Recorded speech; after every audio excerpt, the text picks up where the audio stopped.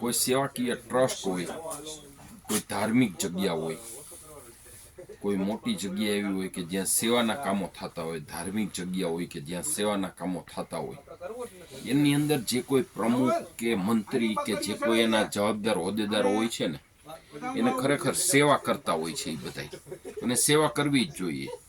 અને ઘણા એવા હોય કે પોતાનું ખર્ચે પેટ્રોલ બગાડીને, પોતાનો સમય બગાડીને, પોતાના ખર્ચે સેવા કરતા હોય છે. એને 100% પુણ્ય મળે.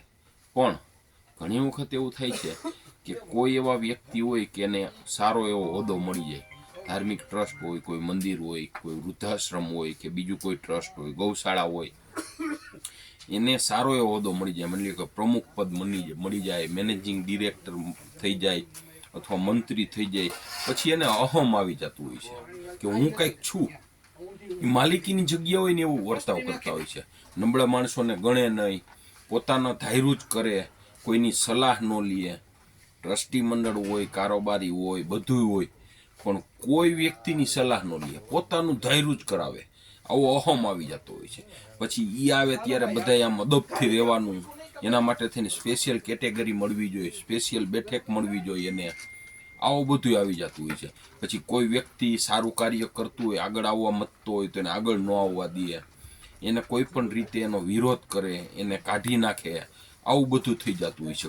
લગભગ ઘણા ટ્રસ્ટોમાં મેં તો જોયું છે, ઘણા મંદિરોમાં મેં જોયું, ધાર્મિક સંસ્થાઓમાં, કે પોતે પ્રમુખ થઈ ગયા હોય અને પોતાની કંઈક ભૂલ હોય ને, પછી કારોબારીવાળા કોઈક એની ભૂલ બતાવે ને તો એ નજરઅંદાજ કરી નાખે અને જેને બતાવી હોય ને એને કાઢી નાખે.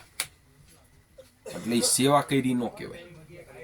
જો સેવા કરતા હોય ને તો પુણ્ય મળે 100%, પણ આવું વર્તન કરતા હોય ને એને પુણ્ય ન મળે, અમુકનું પાપ મળે. ઘણા ટ્રસ્ટોમાં તમે જોઈજો કે આવા વ્યક્તિ છે ને છેલ્લા ટાઈમમાં હે ને હેરાન થતો હોય છે. શું કામે?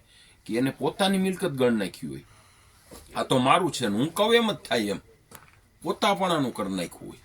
અને ઈગો પાવર હોય, આમ પોતા વટ હલાવતા હોય કે મને પૂછ્યા વિના કંઈ થવું જ ન જોઈએ. ખરેખર જો આપણે સેવા કરવા નીકળ્યા હોય તો બધાને સાથે રહીને રાખીને સેવા કરવી જોઈએ ને બધાને 100% માનપાન આપવું જોઈએ. આપણો એકનો દબદબો જળવાય ને એવું ન કરવું જોઈએ, જેથી કરીને બીજાને સેવા કરવાનો ઉત્સાહ રહે અને આપણા ટ્રસ્ટની અંદર બધાનું જળવાઈ રહેતું હોય છે. બરોબર ને? ભીખાલાલનું આવું માનવું છે.